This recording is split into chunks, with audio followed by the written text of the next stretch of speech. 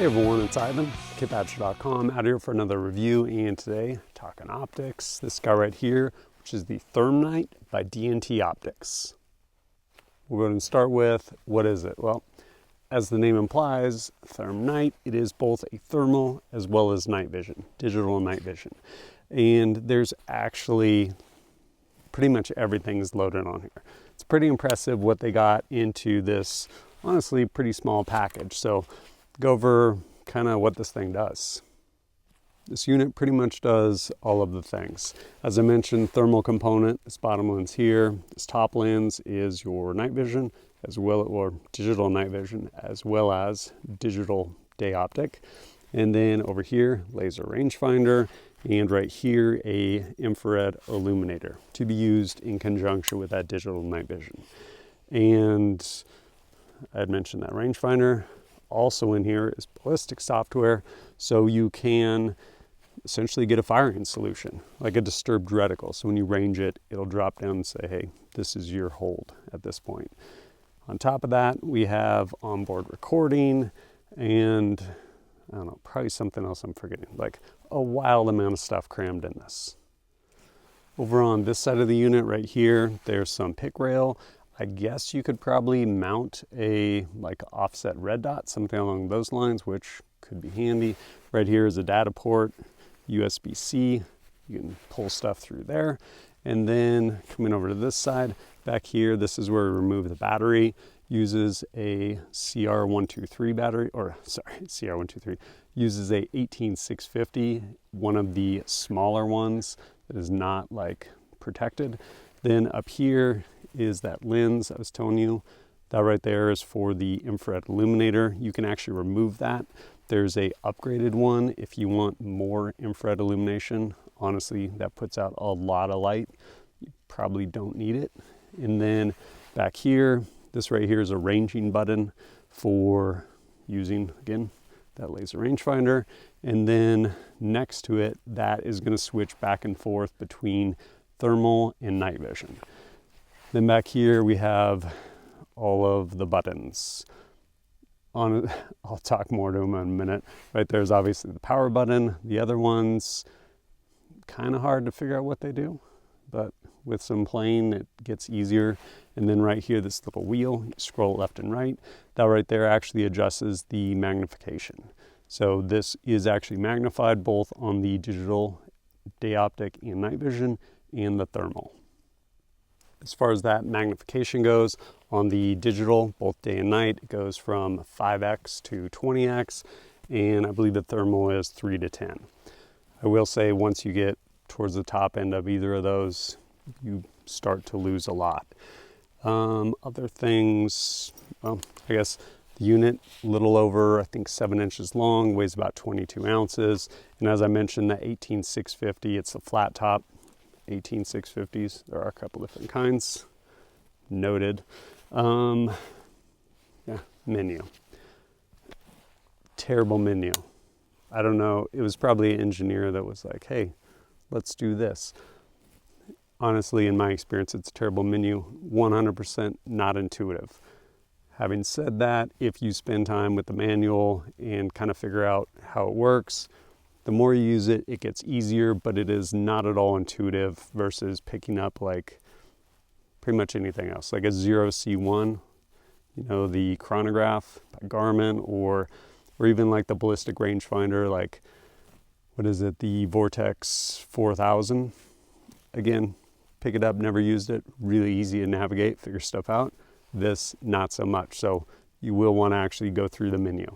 Something that can be nice is there's a feature in here, it's a one-shot zero. Idea being you take a shot and you navigate menus, get into the zeroing mode. You take a shot, hit a button, and it takes a screen grab. At that point, you can move the gun, whatever, it doesn't matter. And then you go in, again, using buttons inside the menu, not super intuitive, you essentially move the reticle. So hopefully you can see where that round is. Again, one shot zero. I went out there the first time to use that feature. I think I had this mounted on the boombox, shooting like $3 a round, 8.6 blackout subs. Definitely was not on paper. I was like, there goes $3. So I suggest you start very close where this thing should be on paper, and then move it back and continually just move it, because yeah, it can be frustrating. But the way it works is you take that screenshot of your impact on there, and then you essentially move the reticle to it. You're digitally moving that reticle, and you do this both for the thermal as well as for the night vision side, and that gets you pretty well zeroed, and then you can actually go shoot this thing. Something else worth mentioning, up here on this top lens for your digital day and night vision, you actually use this to adjust the focus. Back here you adjust, or this bottom one, you adjust that to set the focus of your thermal to get those respectively in focus. This also has picture-in-picture, onboard recording, all that stuff. Picture-in-picture it's kind of cool in that, one, you can have it set up for both spectrums, or you can set it up so it will show you one night vision and the other thermal. You can set whichever one you want. How useful is it? It can be useful, like for sure. I do like that if you're looking at your big picture and making the magnification, well, the magnification is down some, the picture-in-picture is usually a greater magnification. So it lets you kind of refine your point of aim some, which can be cool. I guess we should get to how this is done for me and how I've used it. One, to put in just honestly some time with it, not attached to a gun, was using it as a handheld. I actually brought it out to I guess it was a 2-day kind of carbine pistol night vision course with Amtac shooting, and was messing around with it out there. We had a bunch of different devices, so being able to, one, let other people put hands on it, and again, just get to actually scope out people in otherwise pretty dark conditions. Pretty cool.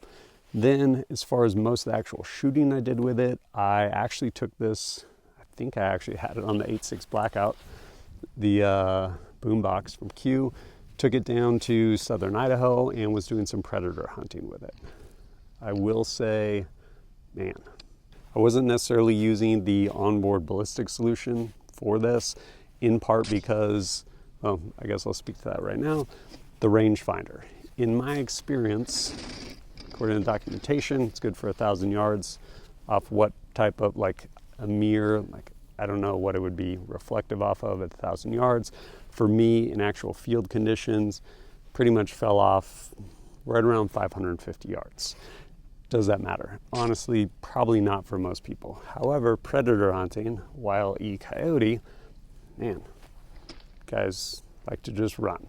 And so while I was down there, actually got a number of coyotes, most of them not with this. I will explain that more later. But pretty much, I think the closest one I shot was maybe like 550 yards. The rest were like 6-something, 7-something with a 6 Creedmoor. But again, was not using this with the onboard ballistic solution. Did use it some just to kind of prove it out, at least on steel, fairly generous targets. But I would go and essentially range finding binos, get a ballistic solution, get on the gun, not this gun, with that 8.6 Blackout, and go shoot. And man, missed every single one. Why? Was my ballistic solution bad? Honestly, I don't think so. I think it came down to, I don't know. One, I will say, did not have supreme confidence in this. One, it was kind of the first gun and the first real amount of shooting I had done with this optic. But yeah, I did, however, get close to, super lucky, got close to this coyote, probably like 100 yards or something. And I had went in to crazy menu, super not a fan of, and basically made it to where, hey, if you press this, it will just start recording and then just continue recording from there. So I'm like, awesome. Started the recording, ended up breaking the shot, and immediately it cut out. I'm like, what? So it turns out you actually have to go back in, navigate through all those menus, and then make it to where indefinite recording, essentially. I think it was set to like, it will record for 3 minutes and then shut off. Bad on me, I guess. There is, however, a feature where essentially on recoil, it'll start recording. I generally didn't want that because I wanted to actually record everything that was happening up to the point of that recoil, to include ranging, everything like that. So again, I ended up going in the menu, turning off the 3-minute cap to where it would just continue recording. But yeah, I did end up getting a coyote pretty close with this thing.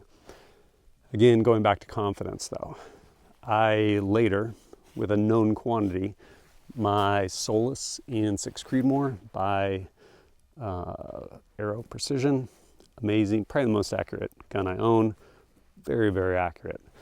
And again, known quantity, had shot a coyote out to like, I don't know, 720, whatever it was, like a couple days prior. I'm like, well, let's try it on this. So pulled that optic off, threw this guy on there, and went to go zero this thing. Wasn't too bad getting it zeroed, but I could not shoot one.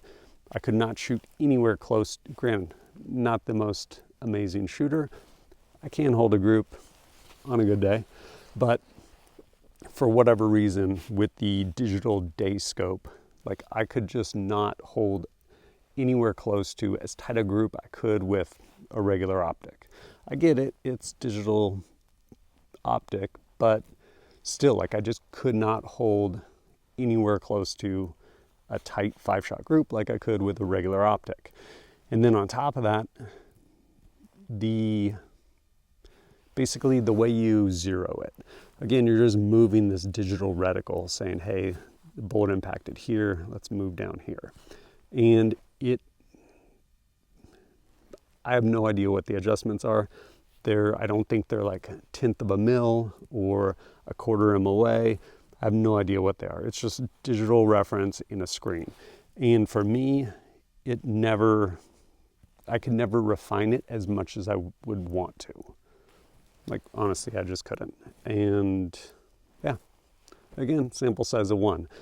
But with a known quantity gun and at least a known quantity shooter, as far as like, hey, I know I can at least hold sub MOA with this gun, with this ammo consistently, I just could not do it with this optic on there. And I don't know if it has to do with like just staring at this digital screen or what, or again, just how the reticle is in there. But yeah, that was my experience.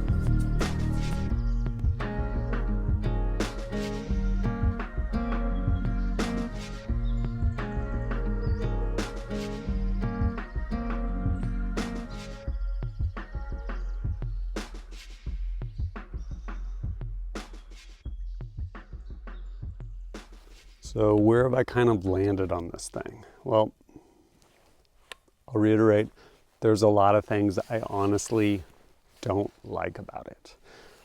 Starting with the menu. Menu is hot garbage. It is a pain to, not intuitive at all, and yeah, to just fight through that. Other little things too, like if you use the laser rangefinder, it's just continually pinging.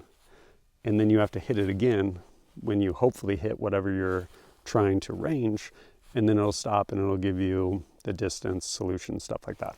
Also, something with that, it's not culminated, maybe the right word, I always forget it, but basically it's going to be somewhere in the view screen, not in the center. So when you hit it, there's kind of like a little bracket that comes up, and you need to find whatever you're trying to range and put it inside that bracket. Hopefully it hits it and gives you a range. As I mentioned before, personal experience, pretty much dies at like 550, no longer gives you accurate range past that. Does it matter? I don't know. As far as the digital and the night vision, I was just never super confident with my zero and how it shot at distance. Depending on how you use it, does not matter at all. But again, that was absolutely my experience. Where am I going with all this? I'll reiterate, there's a lot of things I don't like about this. Also, it is 100% probably the best thing you can buy for your money. Like if you have no night vision and no thermal, this is, I think, like $1,000 on Amazon. I'm not saying that's cheap. I'm saying it's really, really cheap for digital day and night scope and thermal and laser rangefinder and IR illuminator and ballistic software built into it and recording feature. That's insane. A lot of things I don't like about it, but it is 100% the best you can buy for your money. And depending on application, it doesn't matter. Again, I'm trying to shoot basically a small dog at 600 yards. Probably not the right tool for the job. Like all of these things that it does, whether it's the night vision, the thermal, the rangefinder, all of these things it does, none of them it does incredibly well, but it still does all of them. And so depending on the actual engagement distance, it probably is going to do everything you want it to do, especially out to like, I don't know, 400 probably, and realistically, hunting pigs, something like that, what, maybe 200 yards, something like that. I mean, honestly, it's probably going to do all the things you want it to. In that case of coyotes at distance, like it was not doing it for me. But it's pretty impressive everything they managed to cram into this. So who do I think this is good for? One, someone on a budget looking to get into thermal and or night vision. You honestly probably can't find a thermal or a night vision, especially with a ballistic app and rangefinder, for under $1,000. And this is both of those things. To include onboard recording, to include IR illuminator, literally all of it. And I think it's a screaming deal for what it is, honestly. Just bring your patience to get through that menu. And again, just managing expectations, like how far do you really intend to shoot this thing? Are you hunting with it? And even then it's probably depredation, predator hunting, something like that. Even though in the manual they show an elk, which pretty much, I'm fairly certain every single state, wildly illegal to kill big game with a thermal, unless you have some sort of depredation tag, and even then, probably not. But this thing absolutely works. All of the features work, just not the best on any of those different fronts. But it's $1,000, man. Like, pretty hard to beat. There'll be a link down below if you want to check it out. And as always, thanks for joining us at kitbadger.com. Look forward to seeing you next time.